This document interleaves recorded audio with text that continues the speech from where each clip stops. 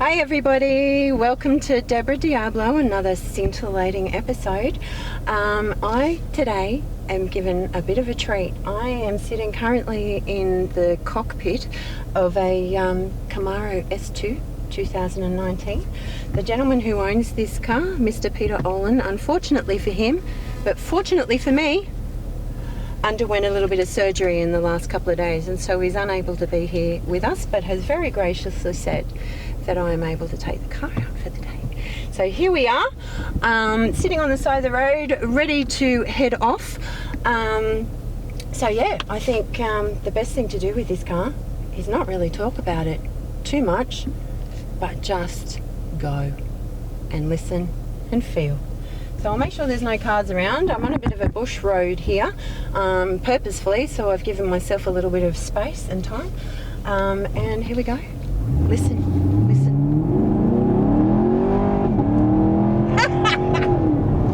So good. I'm sorry, I'm going to be laughing through this whole thing and giggling, so I apologise in advance, but, you know, hey, it's just the way it is. So here we are.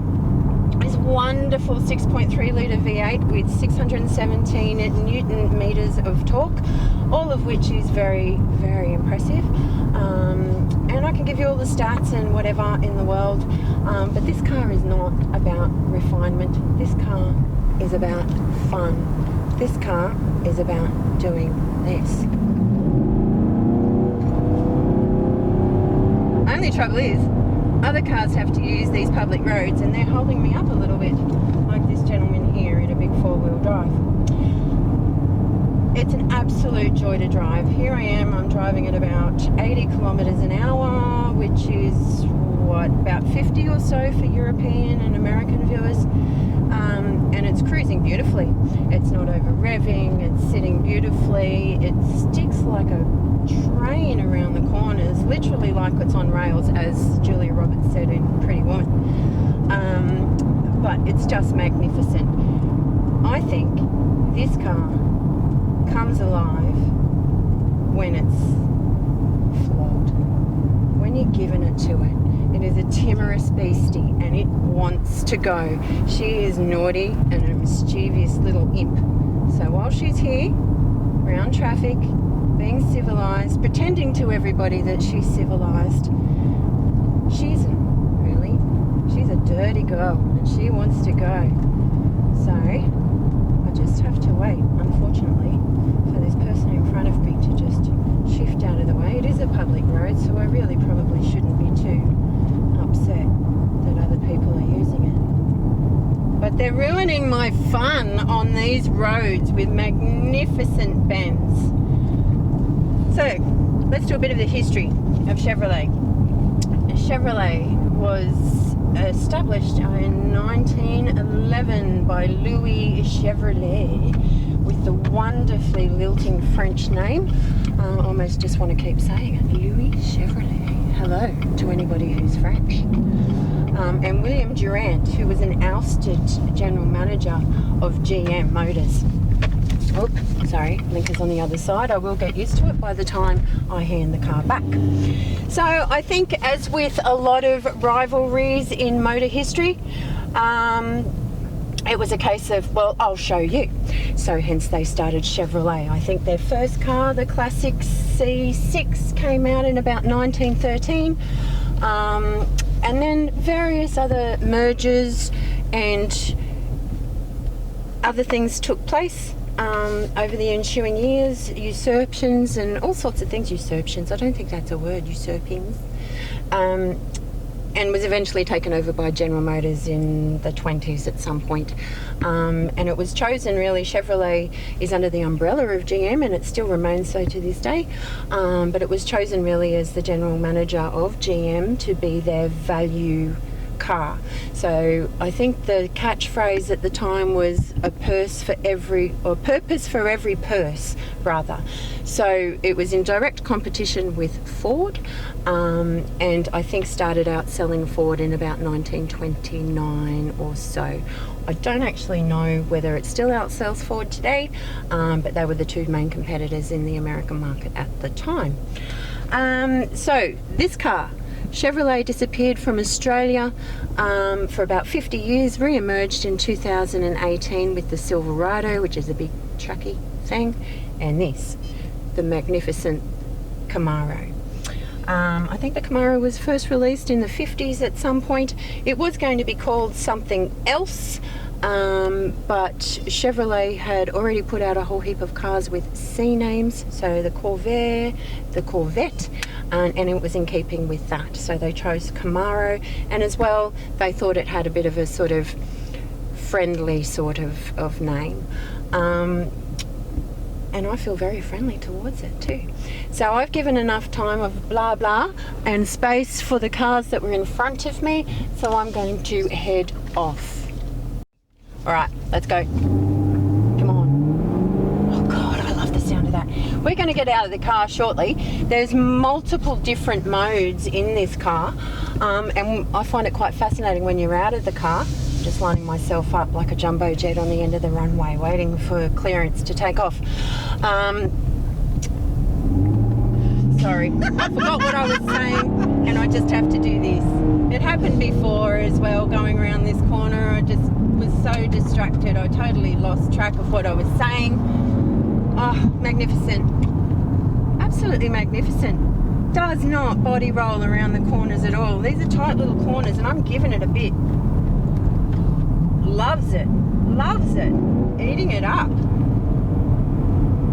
That's what I was talking about. The engine sounds. When you're on the outside of the car and you're changing the modes, you can actually hear the difference in the engine notes as it reconfigures itself, which, you know, I like that sort of stuff.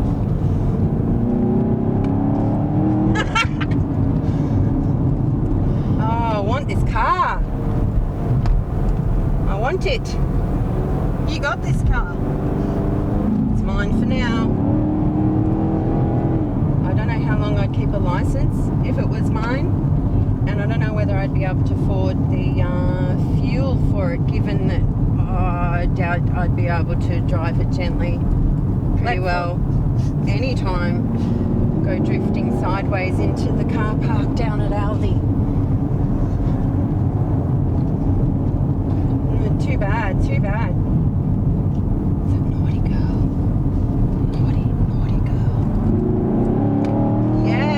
More than that, more of that. Yes. Why do we get such a thrill from that?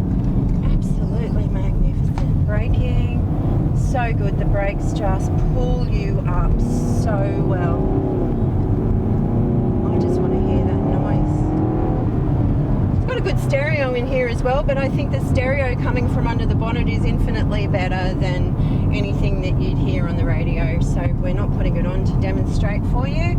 You get the charm of my voice and the even better music coming from that screaming V8. It's almost like Mozart. It's like Mozart being played by the symphony orchestra. Oh, being stopped by roadworks. You're on. I just can't resist doing that. It's insane. It's going to be a good thing to hand this car back at the end of the day, actually, because I don't think I'd keep my license very long at all. My goodness me. Right, let's go this way. Let's go this way. See what we can find. There's a good bend down here too. Bend back a bit just to let the cars in front move off a tiny bit.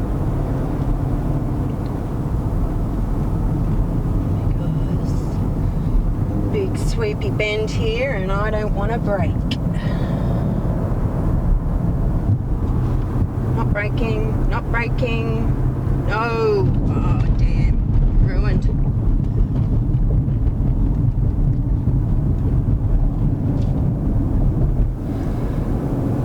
So what else can I tell you about Chevy? Pretty rare here in Australia. I know they're probably a little bit more common in the States and different places. They've got that iconic bow tie emblem on the front there that's pretty well been on Chevrolets ever since they were built. I believe, I'm not quite sure, please correct me on this if I'm wrong, leave a comment, because as I've said before, I really like to learn details anyway. I believe at first the colours of the bow tie emblem were gold for commercial things like trucks, red for performance packages, and blue, I think, for passenger vehicles. But I think they're all gold now. The one on this car is certainly gold. Oh, sorry, I can't help it. It's insane. Enjoy yourself. I am. Somebody else's expense, which is even better. No, but I really do appreciate being trusted with this vehicle. I know I'm giving it a bit, but I am treating it with the utmost respect. It is somebody else's pride and joy, and I would never do anything to damage it. I very much appreciate being able to take it out for the day and having that trust put in me. So thank you very much. And as well, all of you get to share in the joy that is this car. Especially here in Australia, because like I said, there really aren't that many around. Just driving around here today, we're getting plenty of looks, plenty of heads turning, because it is a little bit of an unusual car, and of course you can hear it coming from miles away, which is part of the joy and the point of a car like this. Now I think most of these are made in America, and they undergo a conversion here in Australia, obviously from left-hand drive to right-hand drive that we all have here in this country. But one thing that was pointed out to me, and it's one of those things that you probably don't notice when you test drive the car until you own it and using it in a practical sense, that right here there's an armrest, which might be a little bit difficult for you to see. It obviously installed for a left-hand drive, and it hasn't been converted. So sitting here in the driver's seat, I mean, I've only got my phone and another set of keys in there, but if I had a coffee, that would actually be a pain in the butt. Probably shouldn't drink coffee in a car like this anyway. It's just going to go across the thing. There's only so much gravity can keep something in place. Here we go. Bit of open space. We'll pull over shortly and do those engine notes, as we were saying, because it's really interesting. And you can really hear the car revving up at neutral or down, and reconfiguring itself for whatever you're asking it to do. It's got multiple modes. It's got a track mode, sports, tour. I think it's even got snow and ice, which seems ludicrous in this country on a day like this. It's about 35 degrees Celsius, not Fahrenheit. Very different. But the air conditioning is fantastic in here, so we're having a comfortable time. The seats are fantastic. I feel like I'm really nestled in them, really grounded, and they're holding me in place around my sides as I go around the corners as well. So I think it's a pretty nice place to be sitting in here. It really is almost like being in the cockpit of a plane or some such thing, but it's a nice environment to be sitting in. There's another GoPro there that's happened to turn itself around, so I've just fixed that up. I'd hate for you to miss a moment.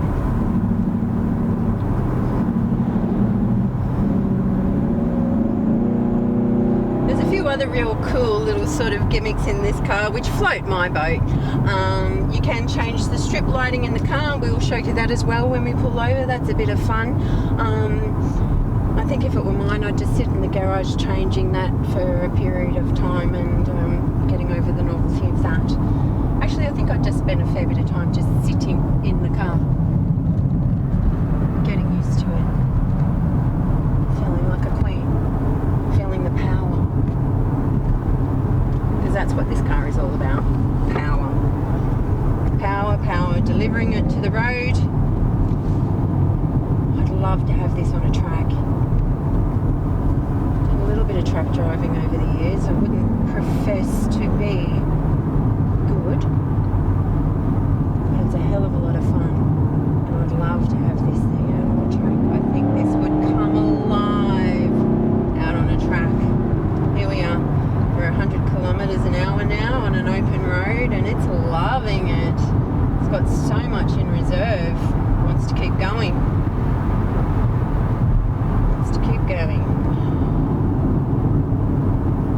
What an idiot. There you go, you're back on. You wouldn't do that. That was a fascinating piece of driving that we passed there. That person's braver than I would be pulling out in front of that car, but anyway, no problem.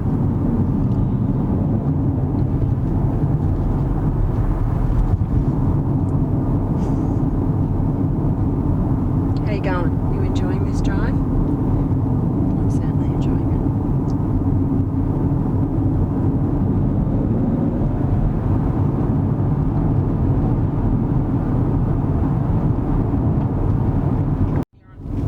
Just on a slightly more practical note, if you were to purchase one of these cars for a daily driver, which I wouldn't blame you for, even remotely, you'd need to be comfortable with reversing, just knowing the parameters of your car and using mirrors, because the view out of the back of this car is terrible. It does have an awesome reverse camera, however, and it really assists, but you're certainly not going to be able to rely on using your eyes to reverse this car anywhere. And it's really wide, it's a huge car, it's deceptively big. I don't know whether I'd really want to take it down to the shopping centre anyway, giving the tiny little car parks and propensity for things to get scratched, but it's almost a little outsized for those sorts of practical applications. But we're not talking practicality here. That's not what this car is for. No practicality. Tiny little back seat. I mean, it's a suggestion of a back seat, really. You could probably get somebody in there, get a small child in there, but I don't think they're going to have probably a very comfortable ride. The best seat in this car is the one I'm in. Okay, go. Alright, I've just pulled over here to show you a few things on the dash here. It's all very space age and all of this, but I actually really like the air conditioning. These great big sort of space shuttle-y knobs that you can grab and turn. I actually really like that. And of course you can adjust it on both sides. But here on the dash, let's just have a little listen to the stereo, because it is a good stereo. Kilo selected varieties, just $20. Kia Seltos It's all just SUV. touching. We'll move you. And it's pretty good. Seltos. It's pretty good. Hey guys, Sam Guzman and Gomez here. How do we go GYG back? serves only the best 100% fresh free-range chicken cooked to perfection. Right now, grab a GYG mini chicken All burrito, these GYG things, not fries and drink for connected. only $10. Here we go. Okay, this is what. This is really cool. I'd like to show you this.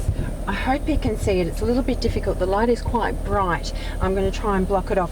But you can actually change the strip colours here to whatever you damn well please, quite frankly. So we'll go on in here. I'll choose some bright colours for you so that we can hopefully see it. Light strip colour. So you've got all of these options, believe it or not. So at the moment it's green. I don't know whether you can see that. I'm going to change it to red. Let's choose a bright colour. Takes a second. There we are, red. There's also a bit in here and on the other door, but I think that's the only strip lighting that changes. So let's choose another colour. Let's go orange. Orange is quite bright. I hope you can see that. It's really cool. It's a gimmick, but it's really cool, and I think I'd be playing with it all the time. Let's go pink. Pink. And purple, my favourite colour, purple. We'll stay on purple. Ta-da! The other thing that's really cool about this, I'll just grab my phone. In the back here is this little sort of charging plate. Hang on. Just do it again. The other thing that's really cool and really handy is on the back here, there's this little sort of charging plate. And you sit your phone on it and it charges up. So there's some really cool little gimmicks in this car just to play with and have fun. And I'm certainly enjoying driving it around today. And I just wanted to show you these modes as well, okay? Mr. Olin said that he drives his car around in sport mode for the most part, but there's this little mode button here, up and down, and it changes it there on the dash. So I've just changed it to track, which is probably what I'd always drive it in, snow and ice, tour, sport. Now if you're on the outside of the car, as I change them, you will actually hear the engine notes change. So have a listen to this because it's super cool. Track.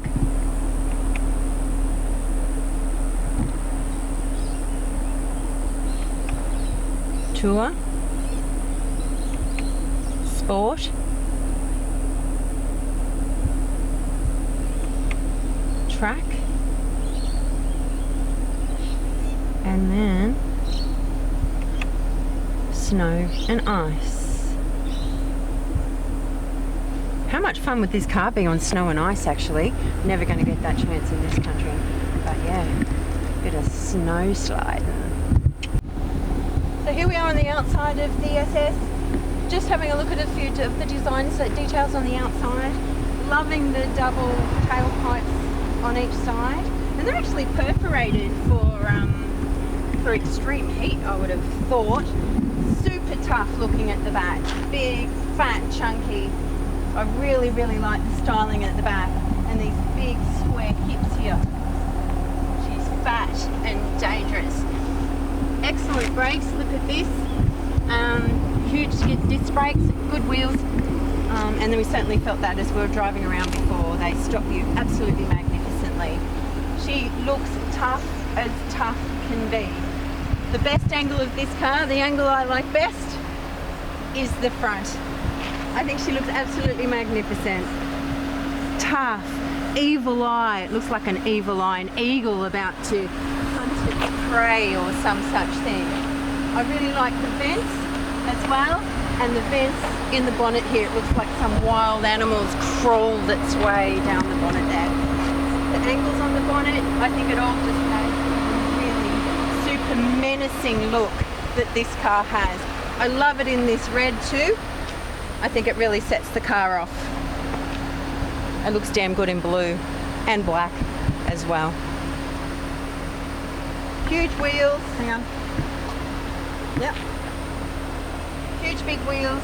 I even like the rear vision mirror. I think that's really stylish and slick. Love it. What's not to love? Let's go.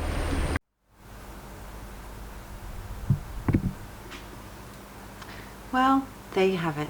The Chevrolet Camaro. Just want to say it again, Louis Chevrolet. I had an absolute ball with this car today. It was so much fun. And if you enjoyed my video, even just a fraction of the amount that I enjoyed driving that car today, then you should subscribe, hit the little bell so that you get notified when I put out new videos, and I'll see you next time I go driving. Thank you. Bye.